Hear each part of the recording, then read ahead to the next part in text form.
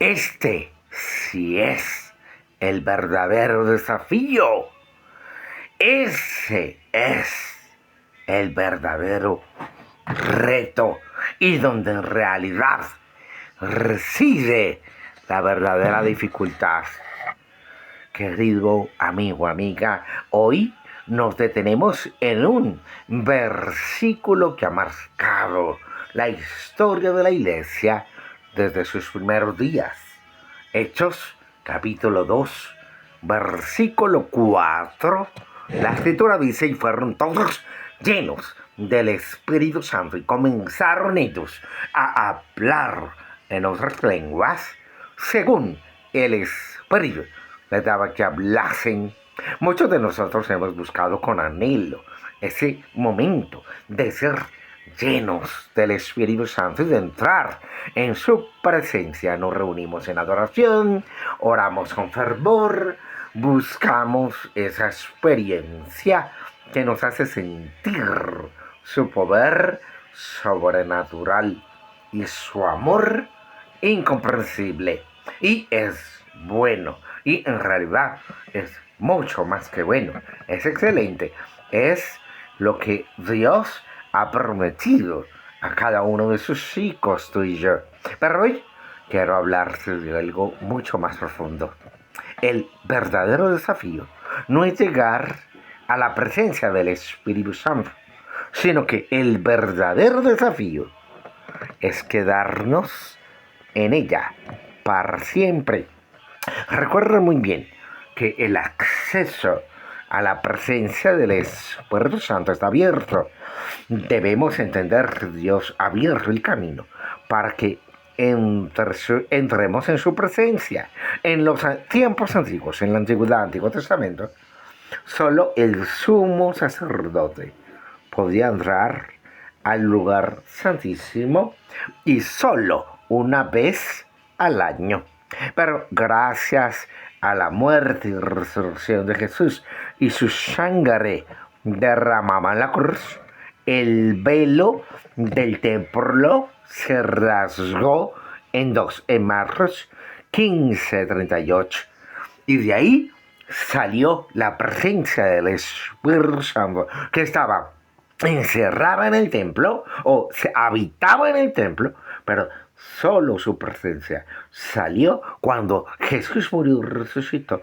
Y de manera milagrosa el velo del templo se rasgó en dos de arriba a abajo, mostrando que fue una ruptura hecha por el propio Dios y no por el hombre. Y entonces, ahora, cada creyente de nuestro Señor y Salvador Jesucristo tiene acceso a la presencia del Padre por la acción directa del Espíritu Santo. Y eso lo enseña la palabra de Dios en Efesios 2:18. En Hechos, el libro de los Hechos, capítulo 2, cuando llegó el día de Pentecostés, los discípulos no tuvieron que buscar con dificultad o pagar un precio muy alto para encontrarse con el Espíritu Santo. Y esto sucedió de repente. Él vino a ellos con poder y sin dificultad. Ellos estaban reunidos en unión, unánimes, orando y creyendo que Jesús lo había prometido que serían llenos del Espíritu Santo y llegaría la presencia del Espíritu Santo. Y en un instante fueron inundados por su presencia. Esto nos muestra que el acceso a la presencia del Espíritu Santo está disponible hoy en día. Dios quiere que entremos en su presencia. No es simplemente un privilegio reservado como unos pocos en el Antiguo Testamento, sino un don del Espíritu Santo para todos aquellos que creen en Jesús. Pero, ¿por qué es tan fácil salir de la presencia del Espíritu Santo? ¿Por qué a veces a ti y a mí nos cuesta tanto trabajo permanecer en su presencia? Y eso es por las preocupaciones del mundo algunas veces. La rutina diaria, el trabajo, los problemas familiares, las preocupaciones materiales y económicas, eh, todo ese tipo de dificultades pueden llenar nuestra mente y alejarnos de la comunión y de la intimidad con el Espíritu Santo. Como dice Mateo 13:22, las semillas de la palabra de Dios, de la presencia del Espíritu Santo, que caen entre espinos, es ahogada por las preocupaciones y las riquezas del mundo. También la falta de disciplina espiritual. Al igual que necesitamos alimentarnos físicamente, incluso ejercitarnos físicamente diariamente, necesitamos alimentarnos de la palabra de Dios y orar y adorar constantemente al Espíritu Santo para retener nuestra conexión con Él. Si dejamos esas prácticas, poco a poco nos vamos separando de su presencia. Y para nadie es un secreto que el pecado no confesado crea una barrera entre el Espíritu Santo y nosotros.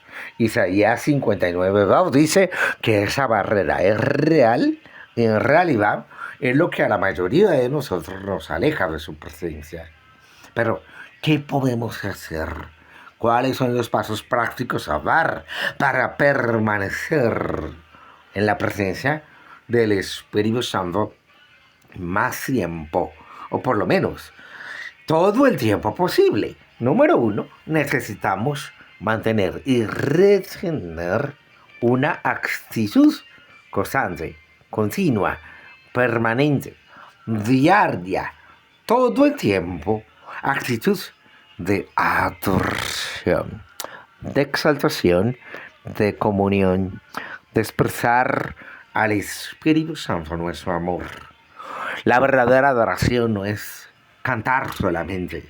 La verdadera adoración no es ir a la iglesia o tener una práctica ritualista, religiosa. No, la verdadera adoración es amor expresado. Adorar es expresar amor. No puedes adorar al Espíritu Santo si primero no estás enamorada de Él. Si tú no amas verdaderamente al Espíritu Santo, te será siempre imposible dar el paso de adorarle. Porque adoración es expresión de amor. Adoración es cantar, no es gritar, no es dar rito de júbilo, no es ayunar, no es ninguna de esas prácticas exteriores, que aunque son importantes, la verdadera adoración es interna, es profunda, es íntima, es secreta, es invisible a primera vista, porque es íntima y secreta de tu corazón, en lo profundo de la habitación de tu corazón. Una de las palabras hebreas para habitación es la palabra hebrea talif. La palabra talif también se ha traducido como manto. Los judíos tenían la práctica de meterse bajo su manto cuando adoraban. Por eso Jesús nos dice con frecuencia: tú cuando adores, entra en tu talif. En otras palabras, entra en lo más profundo y secreto de tu ser, donde nadie te ve. Y allí en tu talif, adora al Espíritu Santo. Y cuando la adoras en lo secreto, Él te recompensa en público y maravillosamente con resultados.